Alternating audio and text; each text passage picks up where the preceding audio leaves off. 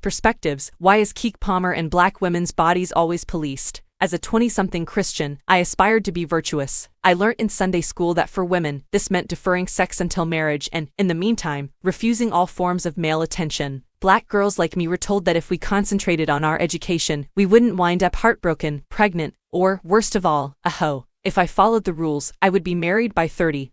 Have a big house, travel on international holidays, and have fully begun my life. Purity culture had an exhausting grip on me. On one hand, I was told to be chaste, dress modestly, and only desire work and motherhood. But on the other hand, I got tired of resisting my sexual urges. When I did have sex, I would tell myself things like, it doesn't count if it was only once, or, God will forgive me. I even thought that if I went to the doctor to learn about birth control, it meant I was willfully sinning. And it wasn't just me. My friend group, which mostly consisted of black women who identified as Christian or pious, were constantly punishing ourselves for having human desires. This meant that when we were together, we never talked about sex. In our own personal lives, we felt like we could never own our sexuality without believing that we were sinful or wrong. I've battled for years to free myself and my body from a hazy set of rules that taught me I was terrible for expressing my sexuality. But, outside of the church, purity culture continues to shape much of how society views black women and our bodies. Last week, a video of actress Keke Palmer being serenaded by Usher went viral.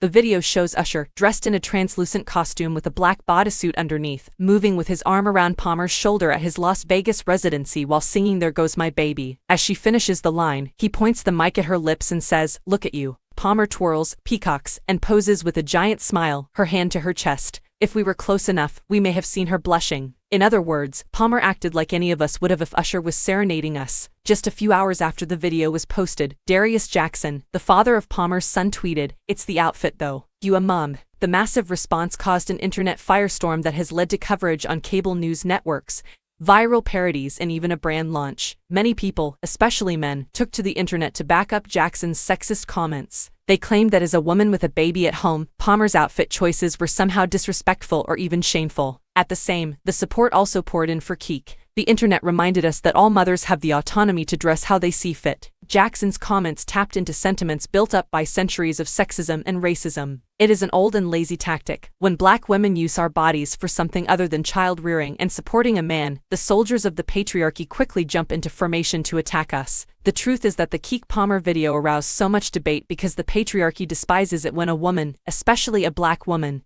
wields any power. This mentality can be traced back to the days of slavery, when our bodies were bought and sold for physical labor and coerced into motherhood. It's critical to recognize that while such discussions take place on the internet, they have real-world effects. What does it say for the young black adolescent girls who are reading these tweets if Keke Palmer, a highly accomplished black singer, actor, and performer, can be publicly chastised for accepting her sexuality?